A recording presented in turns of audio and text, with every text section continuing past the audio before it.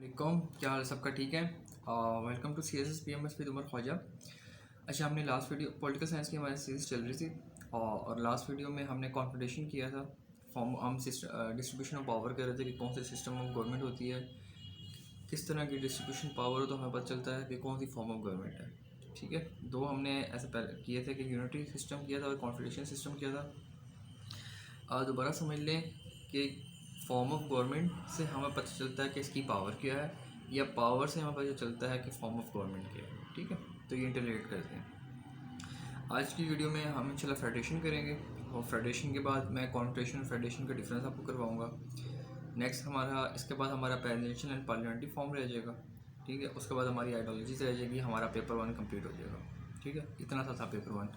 Then इंशाल्लाह फिर हम पेपर 2 करेंगे, वो भी इंशाल्लाह 4 के 5 वीडियोज़ में इंशाल्लाह कंप्लीट करवा दूँगा, क्योंकि पाकिस्तान का सिस्टम मैंने पाक से फिर भी पढ़ लेंगे। और यूएसए का ऑलमोस्ट मेरा हो गया था। बाकी UK, France, Turkey, China, Iran, ये 5 और इंडिया, सॉरी, ये 5-6 मैंने कोई ब्रीफ करके मैं करवा दूँगा। उसके बाद जो पाकिस्तान का इंशाल्लाह मैं पाकिस्तान इसमें करवा दूँगा। तो coming back to the topic, अच्छा फेडरेशन का हमने करना था। अच्छा, अब हमने यूनिटी में हमने ये पढ़ा कि जो सेंट्रल गवर्नमेंट होती है वो स्ट्रॉन्ग होती है। ठीक है, और जो कॉन्स्टिट्यूटिव यूनिट जो प्रोविंस होते हैं वो इतने स्ट्रॉन्ग नहीं होते, जैसे पाकिस्तान में 18 नवंबर से पहले पहले था। और उसके बाद जो कॉन्फेडरेशन थी उसके अंदर जो कॉन्स्टिट्यूटिव यूनिट या प्रोविंसेस थे वो ज़्यादा स्ट्रॉन्ग होते थे स्टेट्स से, और जो सेंट्रल गवर्नमेंट थी वो इतनी स्ट्रॉन्ग नहीं होती थी। मतलब यूनिटी में स्टेट स्ट्रॉन्ग है, प्रोविंसेस वीक हैं। कॉन्फेडरेशन में प्रोविंसेस भी स्ट्रॉन्ग है और स्टेट्स वीक हैं। अब फेडरेशन में इन दोनों का हमने मिक्सअप करना है। ठीक है, इन दोनों का मिक्सअप होगा, क्या होगा, डेफिनेशन है कि supreme power in the state. ठीक है, स्टेट के अंदर सुप्रीम पावर्स होती हैं जो वो डिस्ट्रीब्यूटेड होती हैं किसके अंदर, सेंट्रल गवर्नमेंट के अंदर के और कॉन्स्टिट्यूशन यूनिट्स के अंदर। ठीक है, कॉन्स्टिट्यूशन और सेंट्रल गवर्नमेंट के दोनों के दरमियान जो स्टेट सुप्रीम के पास जो पावर्स हैं वो क्या होंगी कि डिस्ट्रीब्यूट हो जाएंगी, या इन दोनों के अंदर कि इसके बाद इतनी पावर्स हैं, इसके बाद इतनी पावर। जैसे पाकिस्तान में 18 अमेंडमेंट के बाद अब सेंटर भी हमारे स्ट्रॉन्ग है, एग्जेक्टिव इमरान खान साहब। ठीक है, और जो हमारे प्रोविंसेस हैं वो भी स्ट्रॉन्ग है कि वो खुद मुख्तार हैं। जैसे अभी लेटेस्ट हम पढ़ रहे होते हैं, एक लॉकडाउन में इमरान खान साहब कह रहे थे कि 18 अमेंडमेंट के बाद सूबे स्ट्रॉन्ग है, वो लॉकडाउन करना चाहते हैं कर लें, नहीं करना चाहते नहीं कर। तालीमी इदारे के ऊपर हुआ था। ठीक है, कि वो कहते हैं कि हमने कंप्लीट लॉकडाउन नहीं करना और हमने मतलब स्कूल्स या कॉलेजेस नहीं खोलने। मतलब इन्होंने कहा था प्रोविंसेस ने, जबकि वफाक ने कहा था कि थोड़ी नरमी कर दें। तो उस पर इमरान खान साहब ने कहा था कि प्रोविंसेस मतलब खुद मुख्तार हैं। इसको कहते हैं फेडरेशन, कि दोनों के पावर्स डिवाइड हैं, ना वो ज़्यादा स्ट्रॉन्ग है ना ये ज़्यादा स्ट्रॉन्ग है, ना ये ज़्यादा वीक ना वो ज़्यादा वीक है। ठीक है, अब क्या होता है कि सेंट्रल गवर्नमेंट और प्रोविंसेस के दरमियान क्या होती है, यूनियन होती है। मोस्टली पाकिस्तान में नहीं है, वो एक फ्लॉ है। ठीक है, लेकिन एक यूनियन होती है और दोनों के पास अपनी सेल्फ गवर्नमेंट होती है। ठीक है, अब प्रोविंसेस के पास अपनी ओरिजिनल एक्सिस्टेंस होती है। यूनिटी फॉर्म ऑफ गवर्नमेंट में अगर आप देखें कि प्रोविंसेस के पास अपनी ओरिजिनल एक्सिस्टेंस नहीं थी, जो स्टेट ने कहना था, जो सेंट्रल गवर्नमेंट ने कहना था, प्रोविंसेस ने वही करना था। ठीक है, इसके अंदर प्रोविंसेस के पास अपनी ओरिजिनल एक्सिस्टेंस है, जैसे कॉन्फेडरेशन के अंदर है। ठीक है, और इतनी भी पावर्स नहीं है कि वो स्टेट से क्या हो जाएं, सक्सीड हो जाएं। जैसे कॉन्फेडरेशन में मैंने आपको ये बताया था कि जो प्रोविंसेस में बाद इतनी पावर होती हैं कि वो क्या होते हैं कि कभी भी सक्सीड कर सकते हैं। जैसे मैंने पाकिस्तान की एग्जांपल दी थी 2 नेशन थ्योरी वाली। ठीक है, अब इसमें क्या है, इनके पास इतनी पावर्स नहीं होती प्रोविंसेस के पास कि वो स्टेट से सक्सीड कर दें या सेपरेट हो जाएं। ठीक है, वो रहते स्टेट के अंदर ही हैं। ठीक है, ये कॉन्फेडरेशन से डिफरेंस हो गया। और इनके बाद अपनी ओरिजिनल एक्सिस्टेंस भी होती है, और ये यूनिटी सिस्टम से डिफरेंस हो गया। ठीक है, मैंने आपको पहले भी बताया था कि आपने कोई भी क्वेश्चन करना है तो उसने लाजमी कंपैरिजन करके आना है। ठीक है, पहले उसकी रीज़न बतानी है, अगर आपके पास एग्जांपल है वो बतानी है, उसके बाद उसको कंपैरिजन करना है और अपना एनालिसिस करना है कि पूरा एक पैराग्राफ हो जाएगा। आपने अगर ऐसे भी कर रहे हैं ना, ऐसे के अंदर आप कोई बॉडी पैराग्राफ कर रहे हो, ठीक है, तो उसकी वैल टॉपिक स्टेटमेंट का वो तो अलग सीन आता है, लेकिन आपने हर पेपर के अंदर इसी सीक्वेंस से चलना है। ठीक है, तो अब इसमें मैंने आपको बताया कि जो पावर होती हैं वो डिवाइड होती हैं दोनों के अंदर, प्रोविंसेस के अंदर और स्टेट गवर्नमेंट के अंदर। थोड़ी एग्जांपल्स देख लेते हैं कि पाकिस्तान आज की दुनिया में कौन कौन सी फेडरेशन स्टेट्स हैं, जितने भी आपके माइंड में आ रही हैं, US, India, Pakistan, Canada, Malaysia, Nepal. ठीक है, ये सारी क्या है, फेडरेशन स्टेट्स हैं। अब कुछ इसके प्री रिक्विजिट्स आते हैं, क्योंकि पेपर में एक दफ़ा क्वेश्चन आया था 2016 में, आई थिंक ये 17 के अंदर, कि फेडरेशन के प्री रिक्विजिट्स क्या हैं और इसके एडवांटेज डिसएडवांटेजेस भी आए थे। तो मैं थोड़ा प्री रिक्विजिट्स के बारे में बता दूं। ठीक है। पहला प्री है कि इनको यूनियन बनाना चाहिए, they will to form union.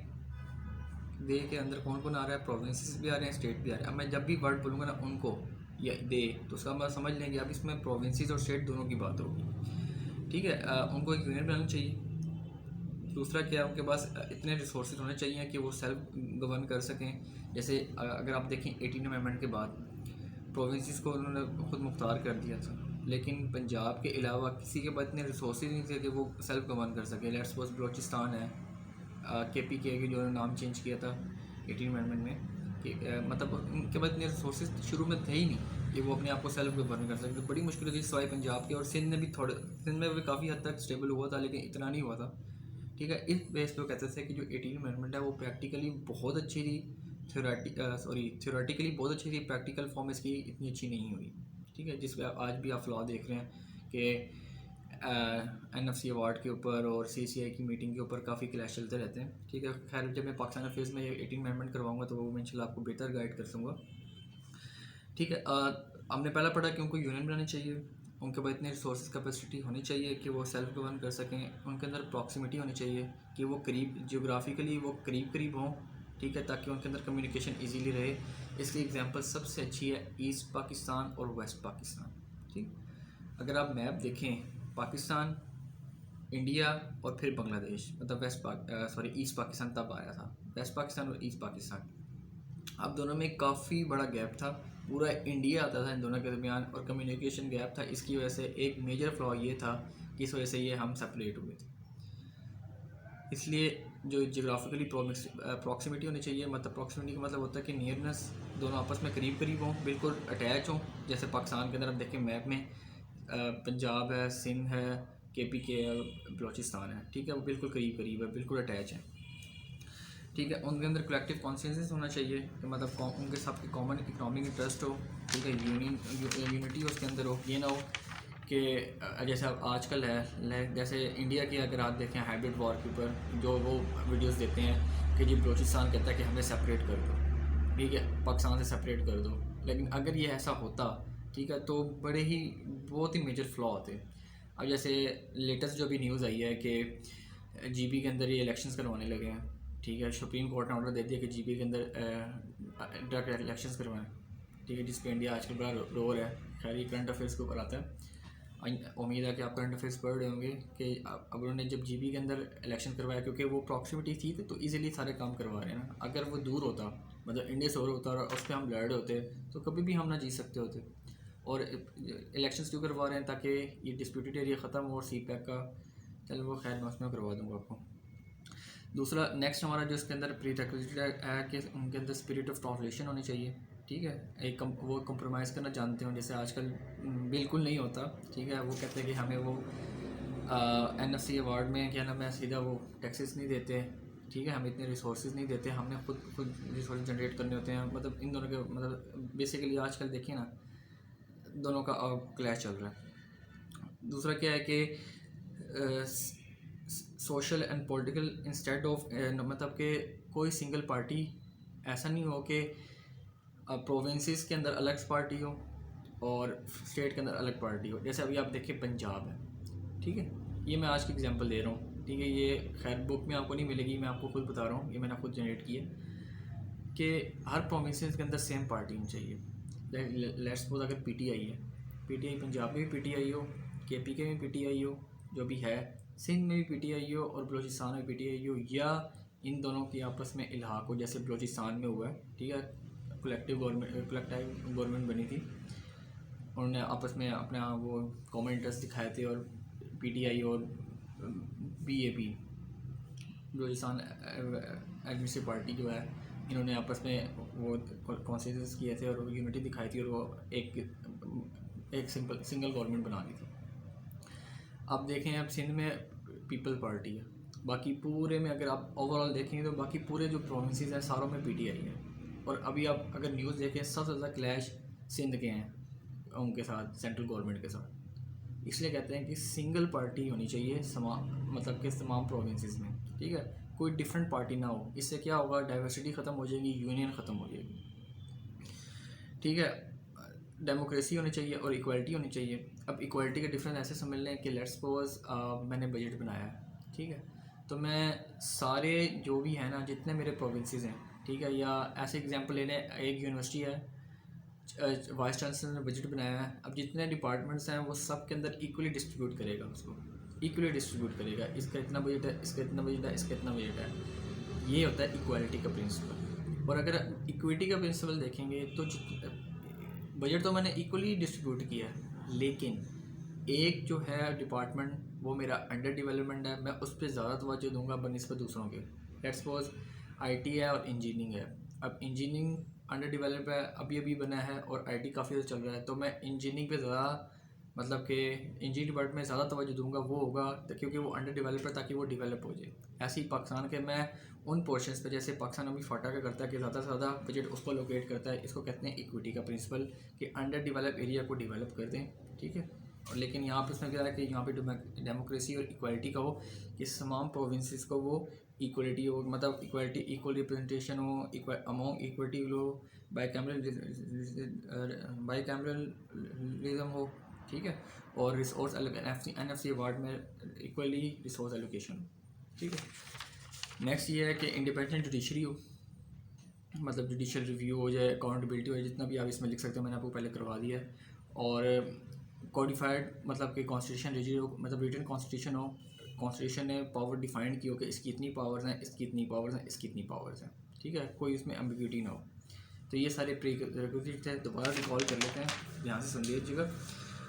उनके अंदर यूनियन होनी चाहिए, ठीक है, उनके पास इतने रिसोर्सेज होने चाहिए कि वो सेल्फ गवर्न कर सकें, जियोग्राफिकल प्रॉक्सिमिटी होनी चाहिए, उनके अंदर अपनी यूनिटी होनी चाहिए, collective concentration, common economic interest होने चाहिए, स्पिरिट ऑफ टॉलरेंस होनी चाहिए, ठीक है, सिंगल पार्टी रूल होना चाहिए सबके अंदर, ठीक है, डेमोक्रेसी इक्वलिटी होनी चाहिए, कोडिफाइड यूनिट होना चाहिए, रिजिड कॉन्स्टिट्यूशन होना चाहिए, ठीक है, इसलिए इजीली चेंज ना हो सके, रिजिड का मतलब ये होता है, और कोडिफाइड रिटर्न हो कि हर किसी की पावर डिफाइन हो, और इंडिपेंडेंट जुडिशरी होनी चाहिए। ये हो गया हमारा फेडरेशन। अब इसके मेरिट्स और डीमेरिट्स पे आते हैं कि इसके फेडरेशन के मेरिट्स क्या हैं, उसके डीमेरिट्स क्या हैं। सबसे पहला मेरिट क्या है, यूनिटी होती है, डाइवर्सिटी होती है सारे प्रोविंसेस के दरमियान, सारे फेडरल के दरमियान। एक्सपेरिमेंटेशन पॉसिबल होता है कि अगर हमने कोई एक्सपेरिमेंट करना है, ठीक है, इजीली हम कहीं भी एक्सपेरिमेंट करते हैं, क्योंकि उनके पास अपने रूल्स और मतलब अपने रिसोर्सेज हैं, ठीक है, वो सेल्फ गवर्न भी कर रहे हैं। अगर हमने कोई एक्सपेरिमेंटेशन का यहाँ पे काम ऐसा होना चाहिए, वो इजीली कर भी सकते हैं। नहीं तो अगर आप देखें कॉन्फेडरेशन में, ठीक है, स्टेट कुछ चाहिए तो वो नहीं कर सकती, यूनिटी में चाहे, यूनिटी में अगर चाहें तो प्रोविंसेस कुछ नहीं कर सकते। फेडरेशन में स्टेट भी एक्सपेरिमेंट कर सकती है और प्रोविंसेस भी एक्सपेरिमेंट कर सकते हैं, ठीक है। फेडरेशन अगर चाहे न्यू स्टेट्स के, वो बाय पीसफुल मीन से न्यू स्टेट्स भी बना सकती है फेडरेशन इजीली, ठीक है। दोनों के दरमियान डेस्पोटिक टेंडेंसीज को वो ख़त्म कर सकते हैं गवर्नमेंट में, ठीक है जी। अब फेडरेशन का मतलब ये होता है कि एक लोकल और सेल्फ गवर्नमेंट हो, ठीक है, और लार्ज स्केल में। लेट्स सपोज अगर मैं लोकल गवर्नमेंट पे जाऊँ, लोकल गवर्नमेंट क्या होती है कि हमारे एरिया की लोकल गवर्नमेंट है, हमारे जो होंगे ना मसले वो लोकल गवर्नमेंट ने हल करने, प्राइम मिनिस्टर नहीं आएगा यहाँ पे हल करने के। इसी मतलब होता है कि फेडरेशन का मतलब ये हो कि कहीं भी मसला होगा, फेडरेशन मतलब कि सेंट्रल गवर्नमेंट और प्रोविंसेस सारे मिल के उस चीज़ को हल करेंगे। इसको कहते हैं रूल ऑफ सुपीरियरिटी। ये आप डाल दीजिएगा इन वर्ड को। ये होते हैं इसके मेरिट्स। अब इसके डीमेरिट्स में आते हैं कि क्या होता है कि ये स्टेट की वीकनेस होती है कि मतलब कि लेट्स मतलब डेस्पोटिक आ गया है, दोनों के अंदर यूनियन नहीं है, वो अपना काम जैसे सिंध है, वो कहते हैं कि हमने मतलब वफाक में सेंट्रल गवर्नमेंट ने हमें ये नहीं दिए, हमें रिसोर्सेज नहीं दे रही, हमें ये नहीं दे रही, हमें एनएफसी वार्ड में हमें दबाया जा रहा है, 18 अमेंडमेंट को दबाया जा रहा है, वगैरह वगैरह, मतलब एम्बिग्यूटी चल रही है, लड़ाइयाँ चल रही हैं, ठीक है। लॉ मतलब कि लॉ एंड पॉलिसी की यूनिफॉर्मिटी नहीं होती, ठीक है। अब ये एक्सपेंसिव होता है। मैंने आपको कहा था कि यूनिटी इतना एक्सपेंसिव नहीं होता कि लेट्स सपोज मैं सेंटर हूँ, ठीक है, मैं लोकल मतलब कि सेंट्रल गवर्नमेंट हूँ, यूनिटी है मतलब कि प्रोविंसेस में अंडर है, मैंने उनको जितने पैसे देने उन्हीं को मतलब कि उसको यूटिलाइज़ करना। वो ये नहीं कहेगा हमें इतने पैसे दो, नहीं तो हम काम नहीं करेंगे। फेडरेशन में ये होता है कि हमें इतने पैसे दो, इतने मतलब कि हमें रिसोर्सेज दें, इतने काम करें ताकि हम करेंगे। जैसे एनएफसी अवार्ड हैं, मतलब एक अवार्ड में मतलब कि टैक्सेस से सारा कुछ मतलब एक बजट जनरेट होता है, इसका इतना हो गया, इसका इतना हो गया, इसका इतना हो गया। वफाक के बस मतलब अगर इतना सा बजट है ना, तो सुबह को जाते जाते जाते मतलब कि सेंट्रल गवर्नमेंट का सिर्फ इतना सा रह जाएगा, ठीक है। इस पे वो हम कहते हैं हमने कर्जे भी देने होते हैं वगैरह वगैरह, वो खैर अलग डिबेट है, वो मैं इकॉनमी में करवाऊँगा। तो ये इसलिए कहते हैं कि एक्सपेंसिव हो जाता है। नहीं तो अगर यूनिटी फॉर्म गवर्नमेंट हो, जो मैंने कहा था ये लेस एक्सपेंसिव है, उसके पास इतना बजट है, उसने खुद ये सारा यूटिलाइज़ करना है वफाक ने। ये हमारे हो गए डीमेरिट्स। ठीक, आई होप आपको समझ आई होगी। अब हम चलते हैं इस नेक्स्ट वीडियो में। वीडियो काफ़ी बड़ी हो गई है, तो मैं नेक्स्ट मतलब वीडियो में मैं फेडरेशन और कॉन्फेडरेशन का डिस्कस करवाऊँगा। देन हम प्रेसिडेंशियल और पार्लियामेंट्री फॉर्म ऑफ गवर्नमेंट करेंगे, तो हमारा ओवरऑल से 80% हमारा सिलेबस इसका कवर हो जाएगा। Thank you so much. अल्लाह हाफ़िज़। अपना ख्याल रखिएगा। चैनल को सब्सक्राइब कर लीजिएगा।